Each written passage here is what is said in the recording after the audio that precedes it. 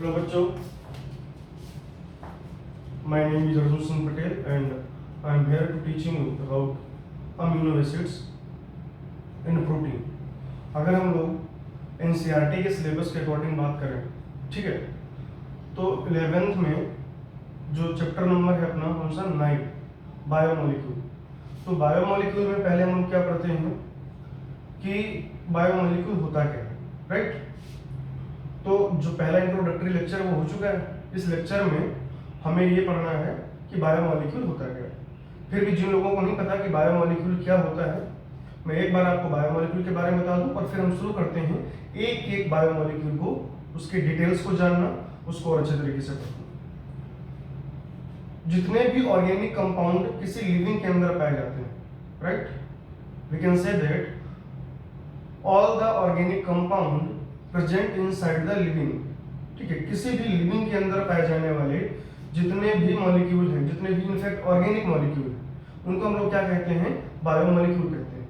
यानी बायोमोलिक्यूल होने के लिए दो क्राइटेरियाज का फुलफिल होना बहुत जरूरी है, ठीक है। बायोमोलिक्यूल हम किसको किसको कह सकते हैं, सुनिए ध्यान से बच्चों, biomolecule, right.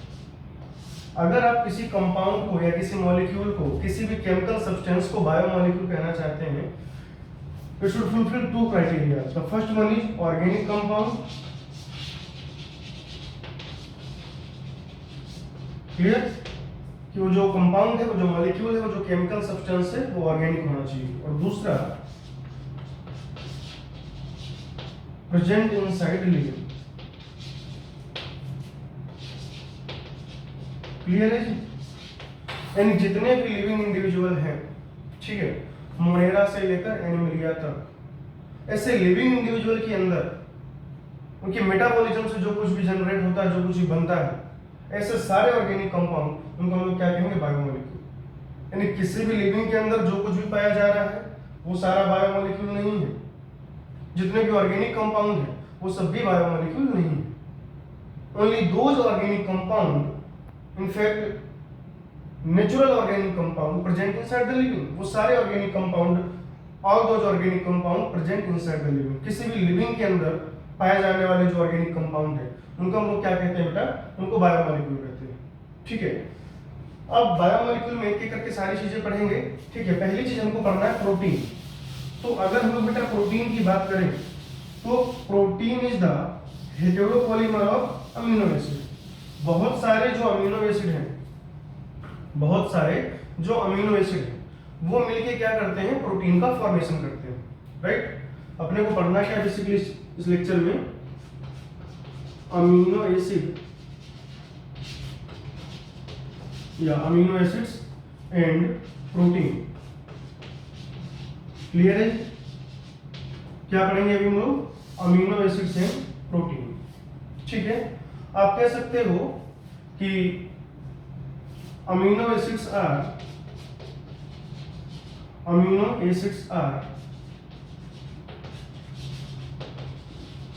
building blocks of proteins, ठीक है। जो आपके बेटा प्रोटीन है, ठीक है, प्रोटीन किससे मिलके बनेगा, ये बहुत सारे अमीनो एसिड से मिलके बनेगा, ठीक है। तो डिफरेंट नंबर में या डिफरेंट कॉन्फ़िगरेशन में, अब यहाँ पर कॉन्फ़िगरेशन से क्या मतलब है कि जब हम लोग प्राइमरी स्ट्रक्चर प्रोटीन की बात करते हैं, ठीक है, तो वहां पर क्या होता है कि प्रोटीन का जो प्राइमरी स्ट्रक्चर है या प्रोटीन की जो प्रॉपर्टीज है, ये दो बातों पे डिपेंड करती है, ठीक है। एक तो क्या, अमीनो एसिड, और दूसरा अमीनो एसिड का सीक्वेंस, राइट। तो हम लोग बात कर रहे थे अमीनो एसिड एंड प्रोटीन के बारे में। Protein is the heteropolymer of amino acid, ठीक है। हम लोग क्या कह सकते हैं कि प्रोटीन इज द, या प्रोटीन्स आर heteropolymer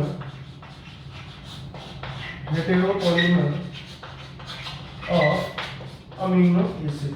क्लियर है जी? ठीक है। प्रोटीन जो है वो क्या है, हेटेरोपॉलीमर है, किसका, अमीनो एसिड का।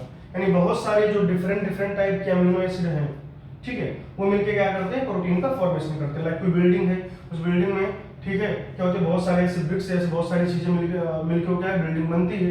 तो वैसे ही बहुत सारे अलग अलग तरीके के अमीनो एसिड, ठीक है, वो मिलके क्या करते हैं बच्चों, प्रोटीन का फॉर्मेशन करते हैं। ठीक है, protein is the heteropolymer of amino acid, एक इंपॉर्टेंट पॉइंट है, आप इसमें स्टार्ट बना लें। ठीक है जी, तो हम लोग पढ़ रहे हैं अमीनो एसिड और प्रोटीन के बारे में। भी दो बातें अपन ने सीखी। पहला तो ये हो गया कि जो अमीनो एसिड है वो मिलकर प्रोटीन बनाते हैं, और इसी बात को हम लोग इस तरीके से भी सीख सकते हैं कि जो प्रोटीन्स हैं, these proteins are the heteropolymer of amino acid। ठीक है, अब अगर अमीनो एसिड की बात करें, बहुत ध्यान से सुनना बेटा, अगर हम लोग क्या करें अमीनो एसिड की बात करें, ठीक है, अमीनो एसिड, तो आप सब लोगों ने केमिस्ट्री में मीथेन का स्ट्रक्चर पढ़ा होगा। ठीक है, अपने को क्या करना, अमीनो एसिड बनाना है, और अमीनो एसिड बनाने के लिए हम लोग क्या करते हैं, पहले मीथेन बनाते हैं। ठीक है, तो मीथेन आपको पता है, ये कार्बन, ये क्या हो गया हाइड्रोजन, ये एक और हाइड्रोजन, ये एक और हाइड्रोजन, और ये एक और हाइड्रोजन। इस तरीके से आपने क्या किया, ये मीथेन बनाया। अब हम लोग क्या करते हैं, ठीक है, यहाँ पर सब्स्टिट्यूशन कराते हैं, एक एक हाइड्रोजन को रिप्लेस करते हैं और वहां पर कुछ एक ग्रुप जोड़ देते हैं। राइट, जैसे आपने क्या किया, ये कार्बन है, ठीक है, टेट्रावैलेंट एटम आप जानते हैं, 4 वैलेंसी होगी। यहाँ पर आपने क्या किया, हाइड्रोजन हटाया, ठीक है जी, और हाइड्रोजन की जगह पर क्या जोड़ दिया, अमीनो ग्रुप जोड़ दिया। ठीक है, ऐसे आपने यहाँ पर क्या किया, ये कार्बोक्सिल ग्रुप जोड़ दिया। ठीक है, ये हो गया हाइड्रोजन, और ये क्या हो गया, आर ग्रुप। ठीक है, अब ये जो स्ट्रक्चर है, ये क्या था, मीथेन। राइट, ये क्या था बच्चों, मीथेन। ठीक है, ये मीथेन था, और ये क्या है, अमीनो एसिड। सुनिए ध्यान से, ये क्या है बेटा, अमीनो एसिड। क्लियर, आपने क्या किया, एक हाइड्रोजन को रिप्लेस किया कार्बोक्सिल ग्रुप से, दूसरे हाइड्रोजन को रिप्लेस किया यहाँ पर किससे, NH2 ग्रुप से। ठीक है, एक हाइड्रोजन ऐसे ऐसे जुड़ा रहेगा यहाँ पर, और एक हाइड्रोजन की जगह हम R ग्रुप जोड़ देते हैं, जो कि वेरी करता रहता है, इट मे बी हाइड्रोजन 2। ठीक है, ये जो R ग्रुप है ये कुछ भी हो सकता है, कुछ भी इन द सेंस कि हाइड्रोजन भी हो सकता है, इन द केस ऑफ ग्लाइसिन हम लोग बात करेंगे, या ये मेथिल हो सकता है, या मेथिल हाइड्रोक्सिल हो सकता है।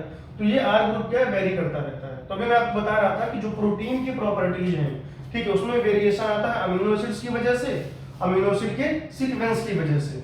लेकिन जब हम लोग बात करते हैं अमीनो एसिड की, तो अमीनो एसिड में जो डिफरेंट डिफरेंट टाइप के अमीनो एसिड होते हैं, ठीक है, different types of amino acid is due to R group.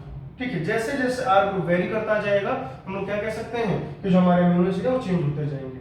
ठीक है, अब आप एक चीज समझिए, केमिस्ट्री के अकॉर्डिंग अगर हम थोड़ा सा बात करें, तो ये क्या है, ये हो गया, अगर इस कंपाउंड की हम लोग बात करें तो ये क्या हो जाएगा, यहाँ पर ये कार्बन जो है, और ये हो जाएगा मेन फंक्शनल ग्रुप। राइट, और मेन फंक्शनल ग्रुप के जो एडजेसेंट कार्बन होते हैं उनको हम लोग क्या कहते हैं, अल्फा कार्बन।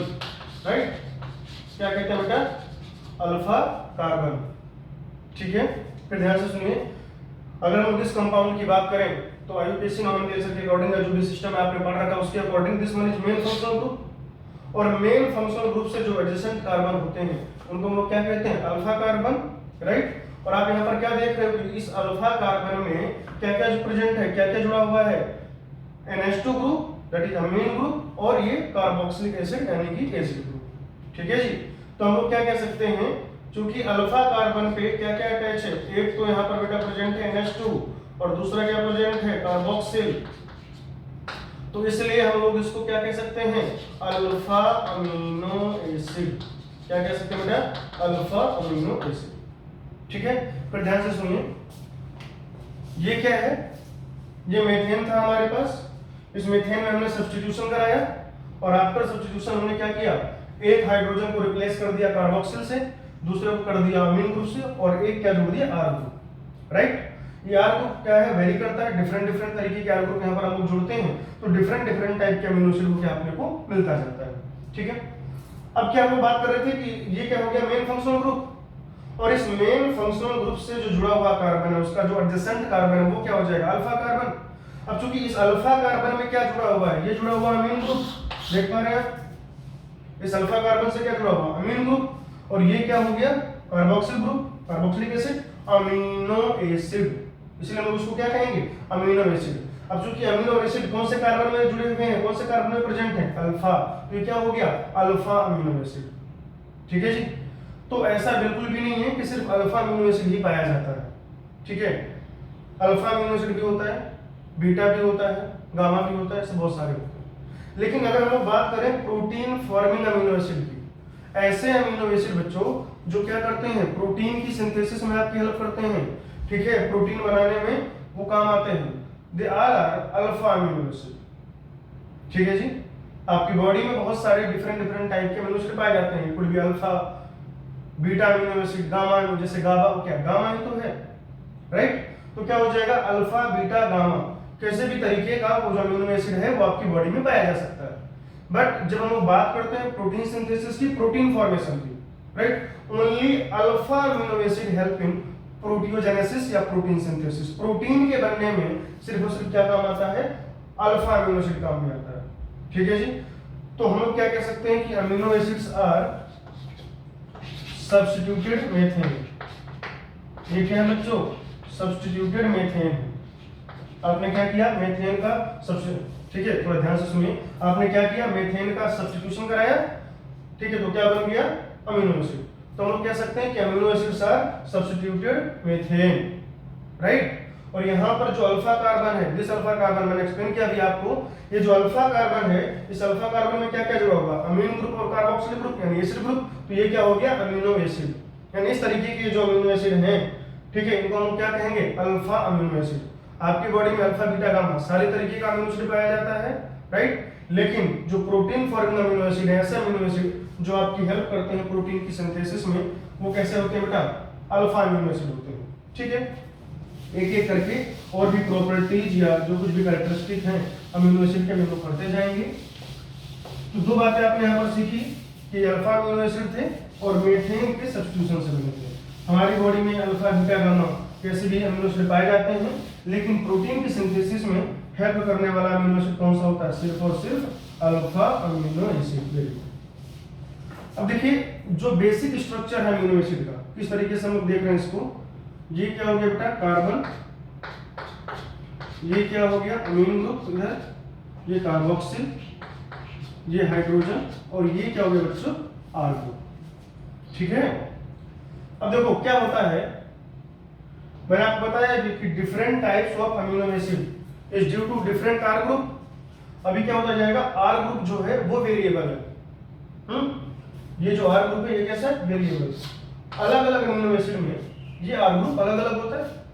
ठीक है, in different types of amino acid different R group are present, right. जैसे सबसे पहली बात अगर हम लोग एनसीईआरटी के एग्जांपल्स की बात करें, जो एनसीईआरटी हमको पढ़ाना चाह रही है, तो उन्होंने क्या किया है, तीन स्ट्रक्चर वहां पर ड्रॉ किए हुए हैं, राइट। मैं कह सकता हूं, ठीक है, मेरा पॉइंट क्या है कि different types of amino acid, different types of amino acid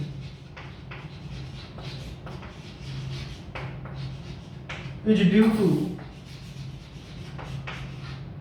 different R group। ठीक है, क्या हो जाएगा, ये जो अलग अलग तरीके के अमीनो एसिड हैं, ये डिफरेंट अमीनो एसिड जो हैं, ये किसकी वजह से हैं, डिफरेंट आर ग्रुप की वजह से। ठीक है, जैसे अभी हमने क्या किया, इसको ड्रॉ करते हैं स्ट्रक्चर को। ये कार्बन, ये हाइड्रोजन, और ये क्या हो गया इधर, कार्बोक्सिल, और ये हो गया बच्चों अमीन।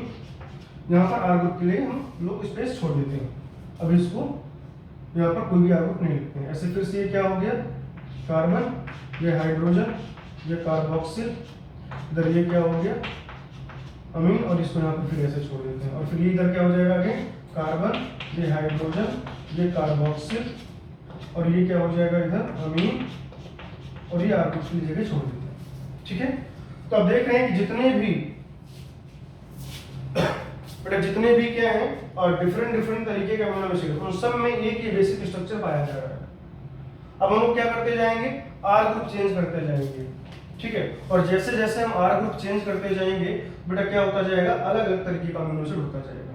ठीक है, मैंने बताया था इस आर ग्रुप की जगह पर हाइड्रोजन भी हो सकता है, तो मान लेते हैं कि यहाँ पर हाइड्रोजन जुड़ा होगा। ठीक है, और अगर ये आपने इस आर ग्रुप की जगह क्या जोड़ दिया, देखिए आर ग्रुप आप रिप्लेस करते जा रहे हैं। ठीक है, अगर इस R ग्रुप की जगह आपने हाइड्रोजन जोड़ दिया, तो जब आप इस R ग्रुप की जगह पर हाइड्रोजन जोड़ दोगे तो ये क्या बन जाएगा, इसको हम लोग कहते हैं ग्लाइसिन। ये हो गया बच्चों आपका ग्लाइसिन, ठीक है। अगर यहाँ पर हम लोग क्या करें बेटा, मेथिल ग्रुप जोड़ दें CH3, तो ये क्या बन जाएगा, एलानिन। और ऐसे ही अगर इस R ग्रुप की जगह पर यहाँ पर हम लोग क्या जोड़ दें, CH2OH हाइड्रोक्सी मिथाइल, तो ये क्या हो जाएगा बच्चों, सेरीन। क्या हो जाएगा, सेरीन। तो हमारा पॉइंट क्या था कि different types of amino acids, ठीक है, amino acid is due to different R group. अलग अलग तरीके के जो अमीनो एसिड हम पढ़ रहे हैं, ये जो अमीनो एसिड में वेरिएशन आ रहा है, क्यों आ रहा है, different kind of R group are present there. यहाँ पर अलग अलग तरीके के R ग्रुप प्रेजेंट हैं, तो हमारा अमीनो एसिड क्या होता जा रहा है, चेंज होता जा रहा है। जैसे अभी आपने क्या किया, इस R ग्रुप की जगह पर हाइड्रोजन जोड़ दिया, ठीक है, तो ये क्या बन गया, ग्लाइसिन। फिर आपने वहां पर क्या किया, मेथिल CH3 जोड़ दिया, क्या बन गया, एलानिन। और फिर आपने इधर क्या किया, सेरीन जोड़ दिया, सॉरी CH2OH जोड़ दिया, तो क्या बन गया, सेरीन। अब आप एक चीज देखो, अगर मैं इस कार्बन की बात करूं, ठीक है, कायरल एसिमेट्रिक है, आप कायरलिटी का कॉन्सेप्ट पढ़ते हैं केमिस्ट्री में, ठीक है। इस कार्बन अगर वो क्या है, चारों वैलेंसी अलग अलग ग्रुप या एटम से फुलफिल्ड हो, आयन से फुलफिल्ड हो, वो क्या होता है, कायरल कार्बन। सिंपलेस्ट डिफिनेशन तो यही है।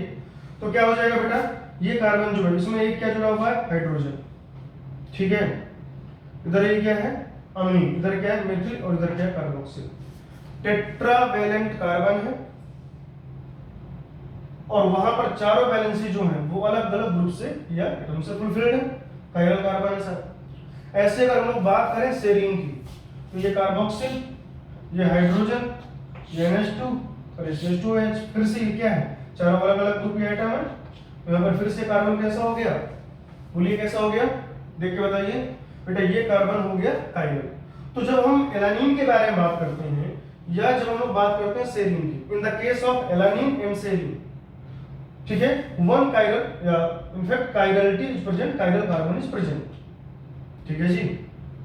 इन effect all the alpha amino acid, बहुत ध्यान से सुनिए क्या बोल रहा हूं मैं, all the alpha amino acid have chiral carbon except glycine, ठीक है। All the alpha amino acid have chiral centre, chiral carbon except glycine. Glycine के अलावा, ठीक है, ग्लाइसिन के अलावा अदर देन ग्लाइसिन जितने भी अमीनो एसिड हैं, उन सारे अमीनो एसिड में क्या होता है बच्चों, chiral, in fact alpha amino acid हैं, हम लोग भी अल्फा अमीनो एसिड के बारे में बात कर रहे हैं, तो जो टर्म सही टर्म क्या हो गया, अल्फा अमीनो एसिड। वैसे आप ऐसे समझ लीजिए कि जितने भी अमीनो एसिड हैं या अल्फा अमीनो एसिड हैं एक्सेप्ट ग्लाइसिन, उन सब में क्या होता है, कायरल कार्बन पाया जाता है, ठीक है जी। लेकिन अगर हम लोग ग्लाइसिन के बारे में बात करें, इसके बारे में, ग्लाइसिन के बारे में, राइट, तो ग्लाइसिन के केस में क्या है, ये यहाँ पर आप देखिए, ये तो NH2 हो गया SOH, लेकिन यहाँ पर ये क्या है, इस तरीके से दो हाइड्रोजन सेम हो गए, तो इस वजह से यहाँ पर क्या हो जाएगा बच्चों, ये कायरल सेंटर नहीं पाया जाएगा। तो एक आखिरी बार फिर ध्यान से सुनिए कि all the amino acids have chiral center except glycine. Glycine के अलावा जितने भी अमीनो एसिड होते हैं या जितने भी अल्फा अमीनो एसिड होते हैं, they have chiral centre. Clear है, यानी कि अच्छा ये क्या है, इसमें हाइड्रोजन में जोड़ रखा है। अगर आप ग्लाइसिन की बात करें तो हमने ग्लाइसिन में क्या कर रखा है, हाइड्रोजन जोड़ रखा है, राइट। तो हम लोग इसको कह सकते हैं कि is the simplest amino acid. क्या कह सकते हैं बच्चों इसको, कि ये हो जाएगा सिंपलेस्ट अमीनो एसिड। क्लियर, और क्या कह सकते हैं, नो कायरल सेंटर।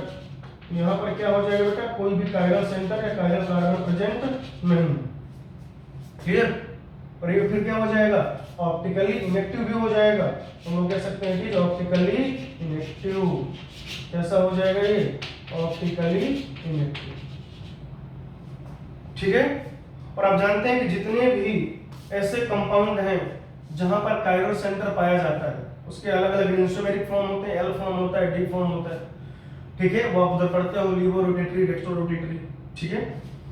तो यहाँ पर जो हमारा एरिया ऑफ इंटरेस्ट है वो ये जानना नहीं है कि एल फॉर्म या डी फॉर्म क्या होता है, डेक्स्ट्रो रोटेटरी या लीवो रोटेटरी क्या होता है। अभी अपने को क्या पढ़ना है, डायरेक्टली हम लोग वो सारी चीजें केमिस्ट्री में पढ़ते हैं। यहाँ पर हम लोग क्या जानेंगे कि जितने भी अमीनो एसिड जहाँ पर क्या प्रेजेंट है, कायरल कार्बन प्रेजेंट है, वो क्या करेगा, एल फॉर्म और डी फॉर्म शो करेगा, राइट। तो दो बातें फिर ध्यान से सुनिए कि all the amino acids except glycine have chiral center and show optical isomerism, they are optically active,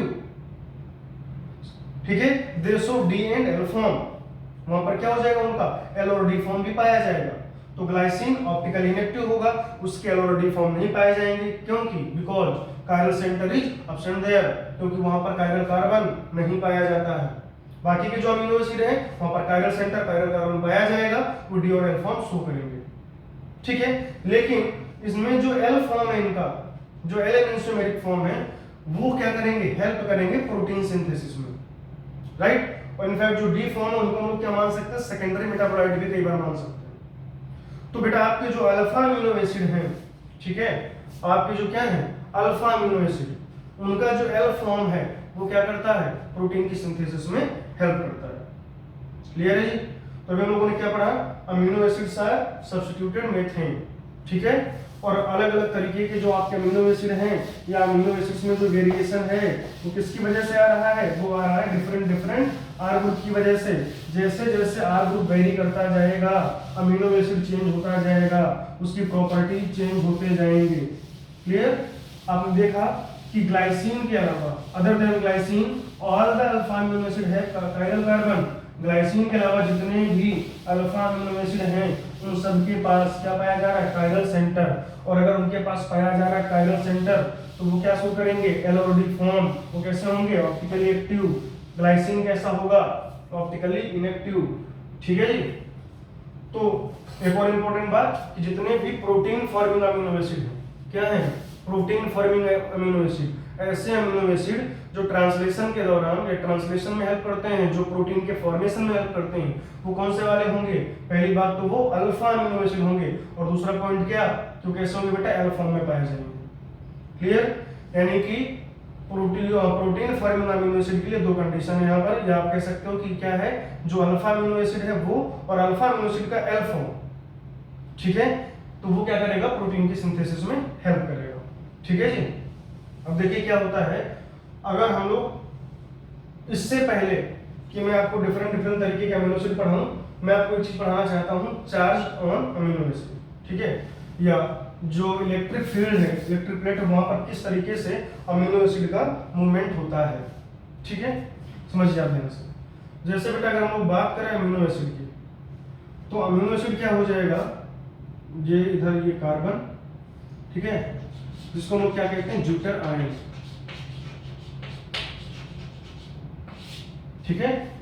तो चार्ज ऑन अमीनो एसिड, इसको हम लोग क्या करते हैं, ज्यूटर आयन के फॉर्म में पढ़ते हैं, ज्यूटर आयन के नाम से पढ़ते हैं।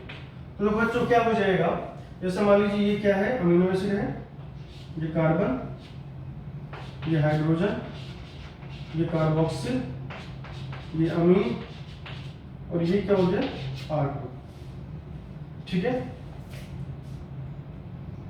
तो ये कार्बन, ये हाइड्रोजन, ये कार्बोक्सिल, और ये क्या हो जाएगा बच्चों, आर ग्रुप, इधर ये क्या हो जाएगा, NH2,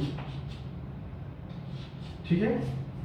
और ये क्या हो जाएगा, इधर हम लोग बात कर सकते हैं, ये फिर से कार्बन, ये हाइड्रोजन, ये कार्बोक्सिल, ये कैसा हो जाएगा, आर ग्रुप, और ये क्या हो जाएगा, NH2। क्लियर है। एट हाई पीएच, जब पीएच हाई होगा तो वहां पर बहुत सारे H+ प्रेजेंट होंगे, ठीक है।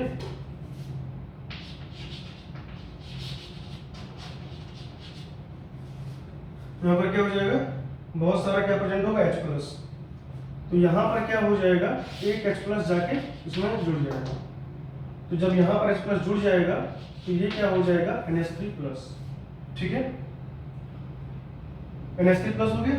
तो यहाँ पर जो आप नेट चार्ज देख पा रहे हैं वो क्या हो जाएगा, +1, ठीक। अब आप क्या करेंगे, पीएच को थोड़ा बढ़ाएंगे, ठीक। अब आपने क्या किया, पीएच को इंक्रीज किया। ये किस फॉर्म में प्रेजेंट था, NH3+ के फॉर्म में। क्लियर। अब क्या हो जाएगा बच्चों, ये लगभग न्यूट्रल, वैसे इसको हम कहते हैं आइसोइलेक्ट्रिक पीएच, ठीक है। इस पॉइंट को जहां पर ऐसे क्या हो जाएगा, ठीक है, आपके अमीनो एसिड में +1 और -1, या आप ऐसे समझिए कि इक्वल प्लस और माइनस चार्ज पाया जाएगा। इसको हम लोग क्या कहते हैं बेटा, आइसोइलेक्ट्रिक पीएच कहते हैं। क्या कहते हैं, आइसोइलेक्ट्रिक पीएच। तो ये जो पीएच है, यहाँ पर आप क्या कह सकते हो, pH equals to P I, और यहाँ पर क्या हो जाएगा, जो नेट चार्ज है वो कैसा हो जाएगा, 0। नेट चार्ज क्या हो जाएगा बच्चों, 0। क्यों, क्योंकि कितना प्रेजेंट है, +-1, ठीक है। तो +1 -1 क्या हो जाएगा, 0। और इस पीएच वैल्यू को हम क्या कहते हैं, आइसोइलेक्ट्रिक पीएच या आइसोइलेक्ट्रिक पॉइंट, आइसोइलेक्ट्रिक पॉइंट। तो बच्चों आइसोइलेक्ट्रिक पॉइंट पे क्या होता है, आपका जो अमीनो एसिड है, ठीक है, वहां पर प्लस माइनस दोनों चार्ज पाए जाते हैं, नेट चार्ज 0 होता है। थोड़ा सा पीएच को और बढ़ा देते हैं, ठीक है। ये कैसा इधर NH3+, और ये क्या हो जाएगा बेटा इधर CO-, ऐसे था, ठीक है। अभी आपने पीएच को बढ़ाया, जब आप पीएच को बढ़ा दोगे पीएच कैसा हो जाएगा, एल्कलाइन, वो क्या डिमांड करेगा, H+। तो अभी क्या हो जाएगा, यहाँ का जो H+ है ये मीडियम में चला जाएगा। तो ये अभी नेट चार्ज अब यहाँ पर कैसा हो गया, ये बच्चों आपका नेट चार्ज हो गया -1, ठीक है। लो पीएच, बहुत सारा H+ प्रेजेंट था मीडियम में, ठीक है। ये एक्वस सॉल्यूशन है, किसी मीडियम की बात कर रहे हैं हम लोग, ठीक है। तो आपने क्या किया, लो पीएच पे क्या देखा कि इसने H+ लिया, ठीक है, और जब इसने क्या किया बेटा H+ लिया, H+ गेन किया, तो ये क्या हो गया, यहाँ पर ये प्लस चार्ज प्रेजेंट है, बोलिए प्रेजेंट है, बढ़िया। और ये आइसोइलेक्ट्रिक पॉइंट पर या एक ऐसा पीएच जहां पर वो H+ दे भी सकता है और H+ ले भी सकता है, यानी प्लस और माइनस दोनों चार्ज प्रेजेंट होंगे, तो +1 -1, इस तरीके के पीएच को, इस पॉइंट को हम क्या कहते हैं, आइसोइलेक्ट्रिक पॉइंट। और यहाँ पर नेट चार्ज क्या हो जाएगा, 0। पीएच को और ज्यादा बढ़ाइए तो क्या करेगा, मीडियम में वो H+ लूज करने की प्रोबेबिलिटी रखेगा, कैपेसिटी रखेगा। तो ये H+ यहाँ पहले लूज कर चुका था, यहाँ पर एक एडिशनल H+ प्रेजेंट है, ये क्या करेगा, मीडियम को दे देगा। तो यहाँ पर नेट चार्ज क्या हो जाएगा बच्चों, -1, कैसा हो जाएगा, -1। तो यहाँ पर नेट चार्ज क्या है, -1, यहाँ पर नेट चार्ज क्या है, 0, यहाँ पर नेट चार्ज क्या है, +1, ठीक है जी। ये जो आइसोइलेक्ट्रिक पॉइंट पर, ठीक है, प्लस और माइनस दोनों प्रेजेंट है, यानी किस फॉर्म में प्रेजेंट है, एक तरीके से एम्फोटेरिक फॉर्म में प्रेजेंट है। किस फॉर्म में प्रेजेंट है बच्चों, एम्फोटेरिक। इधर तो क्या है, कैटायन है, पॉजिटिव आयन है, क्लियर। कैसा ये कैटायनिक फॉर्म में प्रेजेंट है, पॉजिटिव आयन फॉर्म में प्रेजेंट है। आइसोइलेक्ट्रिक पॉइंट पर क्या हो जाएगा, ये एम्फोटेरिक, राइट। और इधर आइसोइलेक्ट्रिक जब पीएच क्या हो जाएगा, आइसोइलेक्ट्रिक पॉइंट से ज्यादा हो जाएगा, तो किस फॉर्म में प्रेजेंट है, एनायन के फॉर्म में प्रेजेंट है, नेगेटिव चार्ज है यहाँ पर, नेट चार्ज क्या हो गया, -1। ये जो आइसोइलेक्ट्रिक पीएच पर कैटायन एनायन पॉजिटिव नेगेटिव दोनों पाए जाते हैं, एम्फोटेरिक। ज्यूपिटर किसी साइंटिस्ट का नाम नहीं बच्चों। अगर आपसे पूछा जाए कि इसको ज्यूपिटर क्यों कहते हैं, तो हम लोग ऐसा नहीं कह सकते कि ज्यूपिटर एक साइंटिस्ट था जिसने हमको इस बारे में बताया, तो हम लोग उसको नहीं, ऐसा नहीं है। ज्यूपिटर एक जापानी टर्म है, वर्ड है, जिसका मतलब होता है एम्फोटेरिक, ठीक है जी। ज्यूपिटर वर्ड का मतलब क्या होता है, एम्फोटेरिक, ठीक है। आप कह सकते हो, यहाँ पर मैं लिख देता हूं आप लोगों के लिए कि at isoelectric point amino acids are present in zwitter ionic form. Zwitter ionic यानी कि क्या हो गया, ये amphoteric. Zwitter ionic form having net charge 0, having net charge 0। तो क्या हो जाएगा, आइसोइलेक्ट्रिक पॉइंट पर नेट चार्ज क्या हो जाएगा, 0 हो जाएगा, ठीक है। अब आपको तीन बातें समझ में आ गई। ये आइसोइलेक्ट्रिक पॉइंट, ये पीएच क्या हो जाएगा, आइसोइलेक्ट्रिक पॉइंट से कम। यहाँ पर देखिए ये क्या हो जाएगा, पीएच और पीआई दोनों बराबर है। यहाँ पर क्या हो जाएगा, जो पीएच है उसकी वैल्यू क्या हो जाएगी बच्चों, पीआई से कम रहेगी, क्लियर। और इस केस में क्या हो जाएगा, जो पीएच है उसकी वैल्यू पीआई से ज्यादा रहेगी, यानी कि आइसोइलेक्ट्रिक पॉइंट से ज्यादा रहेगी, ठीक है। तो ज्यूटेरायन मतलब क्या होता है, एम्फोटेरिक प्लस माइनस दोनों प्रेजेंट होना, कैटायनिक एनायनिक दोनों फॉर्म में प्रेजेंट होना, और अमीनो एसिड प्रेजेंट होते हैं। अमीनो एसिड ज्यूटेरायन के फॉर्म में प्रेजेंट होते हैं। अमीनो एसिड प्रेजेंट होते हैं बच्चों एम्फोटेरिक फॉर्म में, कब, आइसोइलेक्ट्रिक पीएच पर। तो अमीनो एसिड का बिहेवियर जो हम डिटेल में पढ़ते हैं, जो इन जनरल सवाल पूछा जाता है वो तो आइसोइलेक्ट्रिक पॉइंट का है, लेकिन हमें उसके थोड़ा राइट लेफ्ट देखना पड़ेगा कि अगर पीएच की वैल्यू वो आइसोइलेक्ट्रिक पॉइंट से कम है तो क्या होगा, और अगर पीएच की वैल्यू आइसोइलेक्ट्रिक पॉइंट से ज्यादा है तो क्या होगा। ठीक है जी। तो अगर बच्चों पीएच की वैल्यू वो आइसोइलेक्ट्रिक पॉइंट से कम है, यानी आइसोइलेक्ट्रिक पॉइंट, ठीक है, जिस मीडियम में अभी अमीनो एसिड रखा हुआ है, कोई मीडियम है, ठीक है, उसका कुछ भी पीएच हो सकता है, वहां पर आपने अमीनो एसिड को रखा हुआ है, और ये जो क्या है बेटा आपका अमीनो एसिड है जिसमें जिस मीडियम में रखा हुआ उसका जो पीएच वैल्यू है वो उसके आइसोइलेक्ट्रिक पॉइंट से कम है, तो आप क्या देख रहे हैं कि वो वहां पर प्लस पॉजिटिव आयन या कैटायन के फॉर्म में पाया जाएगा। ठीक है। अमीनो एसिड जिस मीडियम में रखा हुआ है,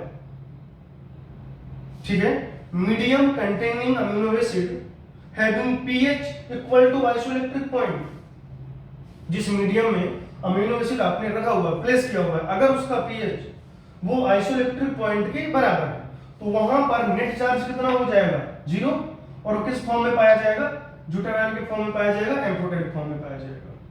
ठीक है, नेट चार्ज 0।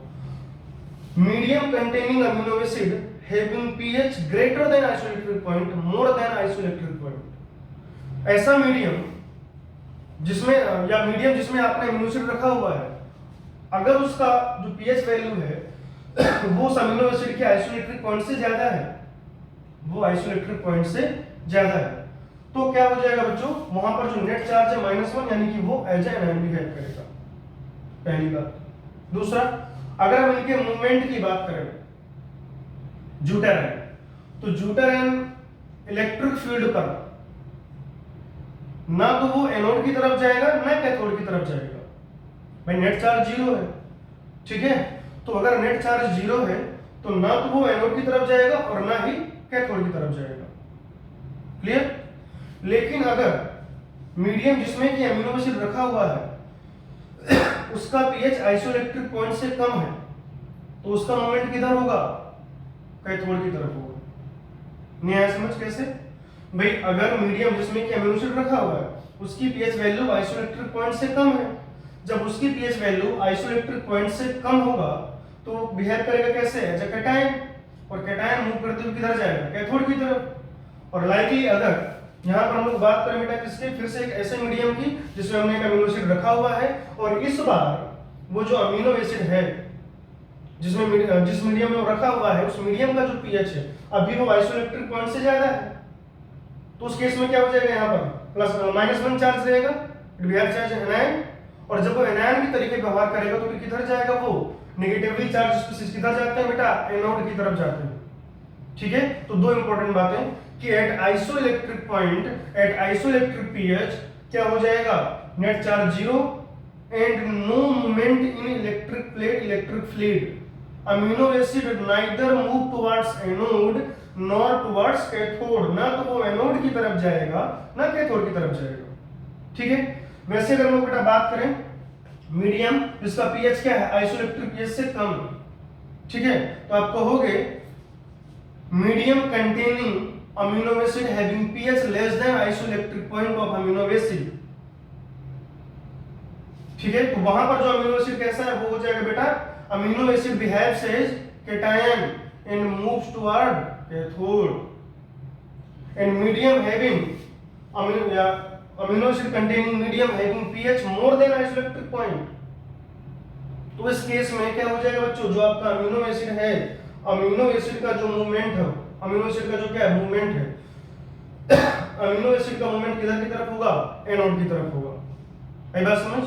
और अलग अलग तरीके के बेटा जो अमीनो एसिड होते हैं, ठीक है, अलग अलग तरीके से क्या मतलब है कि आप उनको एसिडिक कह सकते हो, बेसिक कह सकते हो, न्यूट्रल कह सकते हो। तो एसिडिक अमीनो एसिड का जो बिहेवियर है डिफरेंट पीएच स्केल पर वो अलग होगा, बेसिक का अलग होगा, न्यूट्रल का अलग होगा।